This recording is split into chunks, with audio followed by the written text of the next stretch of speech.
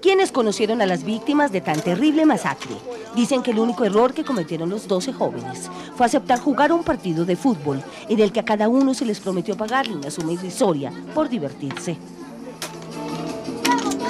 Sí, que iban a jugar un partido y el equipo que ganaba le pagaban 200 y al que perdía lo pagaban 60 para el transporte. Sí, todos los muchachos eran amantes al fútbol. Entonces, por eso yo digo que quizás, si yo no fuera sido tan pobre, yo no había perdido a mi hijo. ¿Por qué? Ellos con ese entusiasmo de esos 200.000 pesos que iban a pagar, ellos se fueron. Una oferta que ningún muchacho despreciaría en Buenaventura. El puerto está habitado en su mayoría por afrocolombianos que sobreviven en condiciones atroces. La ausencia de servicios públicos es evidente, la pobreza avasalladora y el hambre cierta. Los miles de jóvenes que habitan estas barriadas tienen claro que para ellos nada ha sido, es o será fácil. La miseria que gobierna su existencia los ha llevado a pensar que estudiar es un privilegio de pocos, a considerar que conseguir un empleo formal con una remuneración justa es lo más cercano a una tarea imposible. Así que solo queda soñar. Y los sueños de progreso se limitan a 3 opciones. Colarse como polizón en un barco de estos que portan banderas de otros colores, que tal vez lo lleve a tierras lejanas, a países distantes, mágicos y sobre todo a lugares en donde sea posible ganarse la vida de manera honrada.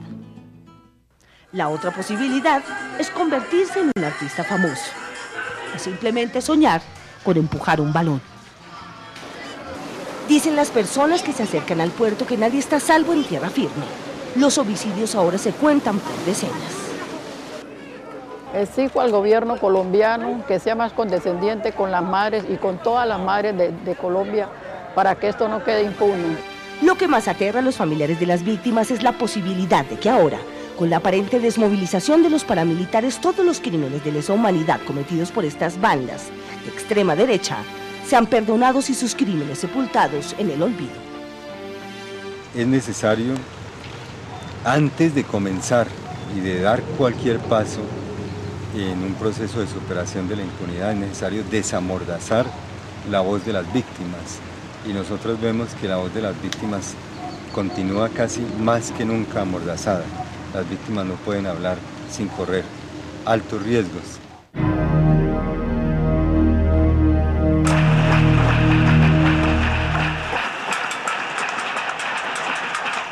Con el hambre a cuestas, cansados de llorar a sus muertos y de esperar que el gobierno cumpla sus promesas, y sobre todo de ver cómo los paramilitares los obligan a desplazarse para quedarse con las pocas tierras que poseen, los indígenas del Cauca se armaron de palos y de valor para enfrentar la impunidad.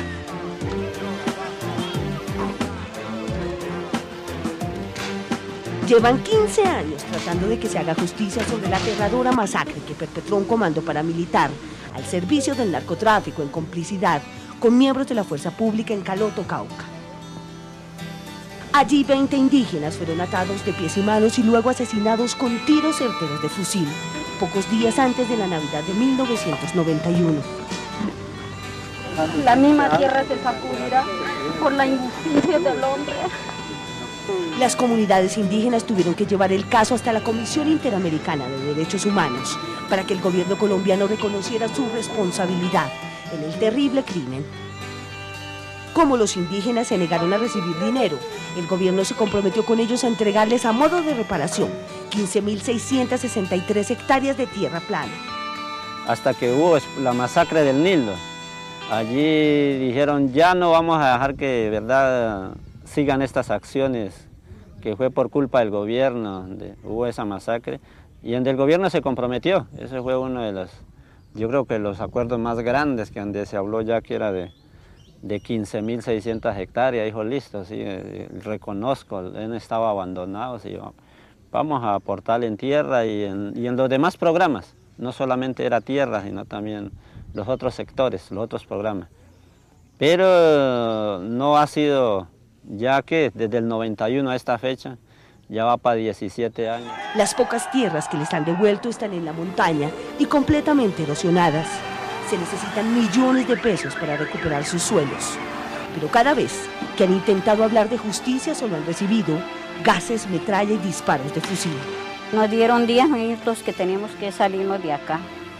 Y nosotros le dijimos que nosotros no salíamos, que en 10 minutos no salíamos, que nosotros queríamos era dialogar y ellos dijeron que no.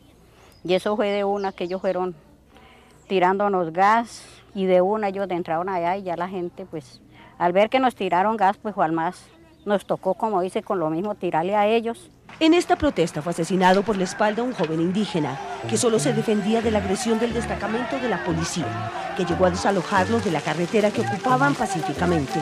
Fue masacrado con un disparo que le salió acá en la cara, desfigurándolo totalmente. Pero a los indígenas no solo los han asesinado por la espalda, sino de formas horrendas e impensables para un ser humano. En abril de 2001, cerca de 100 personas, entre las que se cuentan campesinos, indígenas y afrodescendientes, fueron descuartizados brutalmente por sus asesinos. Después ya él va en el suelo, le quitaron la misma peinilla de él y lo machetearon, lo picaron. Lo único que piden los indígenas es claridad sobre los crímenes y tierras para labrarlas con el sudor de su frente. Para ellos, vivir de la tierra y para la tierra es el más sagrado de los deberes de un hombre. Y para que esa impunidad tome fuerza, para que esa impunidad se legitime, entonces ellos empiezan a deslegitimar las acciones sociales diciendo que están permeadas por la subversión, que están coordinadas con la subversión, para que entonces un compañero indígena o un compañero campesino o un compañero afro que muera en una acción directa por la defensa a sus derechos, entonces sea tomado o sea denominado como un guerrillero y como tal muera. Don Jorge Conta dice que los indígenas del Cauca se juraron hace muchos años no volver a bajar la cabeza y que están dispuestos a pagar el precio que sea por la defensa de sus tierras y su dignidad como pueblo. Aquí ya toca ir a la práctica y entremos a trabajar la tierra. Pero entonces el gobierno, como dicen, siempre nos califica de que subversivos, nunca entiende que es una necesidad de tierra. Por los muertos indígenas no hay un solo detenido en la cárcel, aunque aquí, en las montañas del Cauca, todos conozcan bien los rostros y los nombres de los asesinos. Con tristeza dicen los viejos indígenas del Cabildo, que para ellos, para los indígenas no hay justicia sino lo de siempre, la sórdida y maligna impunidad que gobierna la historia de Colombia. Por eso los jóvenes aseguran que no están dispuestos a callarse las verdades y mucho menos a soportar un día más esa condena llamada impunidad.